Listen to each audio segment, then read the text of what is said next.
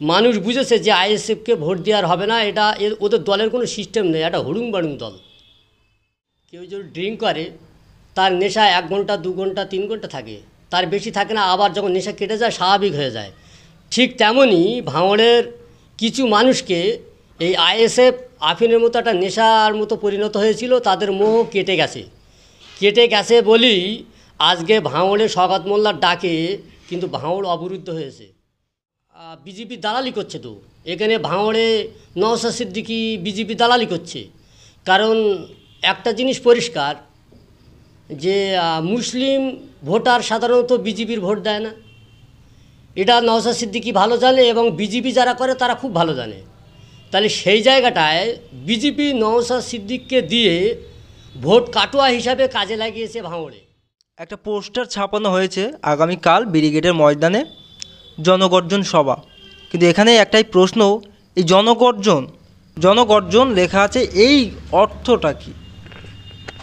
দেখুন, জনগর্জন কলকাতাতে অনেক বড় বড় মমতা ব্যানার্জি মিটিং করেছে, অনেক ডাক দিয়েছে ব্রিগেড চলো, ধর্মতলা চলো, কিন্তু এই জনগর্জন এর সারমর্ম যেটা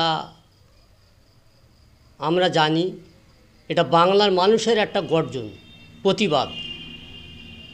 তার কারণ কেন্দ্র সরকার যেভাবে বাংলার মানুষকে বঞ্চিত রেখেছে তার প্রতিবাদ।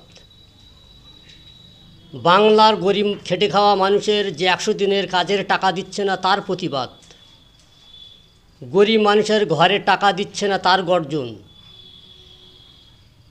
এখানে সড়ক যোজনার টাকা দিচ্ছে না কেন্দ্র সরকার তার গর্জন।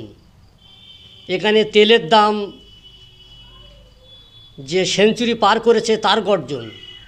এখানে যে গ্যাসের দাম আকাশ ছোঁয়া তার গর্জন।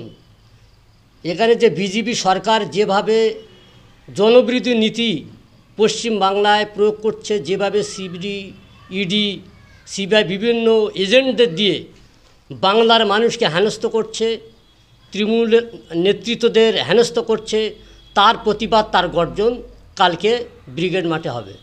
3রা মার্চ একেবারেই ভাঙড় বিজয়গঞ্জ মেলার মাঠে ক্যানিং ফুডের বিধায়ক শওকত মোল্লা তিনি একটা সভা করেন, সেই সভা থেকে তিনি ব্রিগেডে ডাক দিয়েছিলেন এবং আগামীকাল সেই জনগর্জন সভা। আপনাদের অঞ্চল থেকে কতটা মানুষ আপনারা বার করবেন? শানপুকুর অঞ্চল, এমনি ভাঙড়ে যে 10টা অঞ্চল আছে তার মধ্যে শানপুকুর অঞ্চলটা বড় অঞ্চল। এখানে মিনিমাম 60খানা বড় বড় গাড়ি যাবে এবং আগেকার থেকে এখন শানপুকুর তৃণমূল কংগ্রেস অনেকটাই বলিষ্ঠ হয়েছে এবং আগামী দিনে আরও বলিষ্ঠ হবে শওকত মোল্লার নেতৃত্বে। এই যে এত উন্নয়ন, বাংলার মুখ্যমন্ত্রী মমতা ব্যানার্জির অনেক উন্নয়ন এই বাংলাতে, সেটা মনে হচ্ছে দেখছে বাংলার মানুষ, তারপরেও এই সরকারকে নিচে নামানোর চেষ্টা, চক্রান্ত করছে। এক শ্রেণীর মানুষ তো বিজেপি দালালি করছে তো এখানে, ভাঙড়ে নওশাদ সিদ্দিকী বিজেপি দালালি করছে। কারণ একটা জিনিস পরিষ্কার যে মুসলিম ভোটার সাধারণত বিজেপির ভোট দেয় না, এটা নওশাদ সিদ্দিকী ভালো জানে এবং বিজেপি যারা করে তারা খুব ভালো জানে। তাহলে সেই জায়গাটায় বিজেপি নওশাদ সিদ্দিকীকে দিয়ে ভোট কাটুয়া হিসাবে কাজে লাগিয়েছে ভাঙড়ে।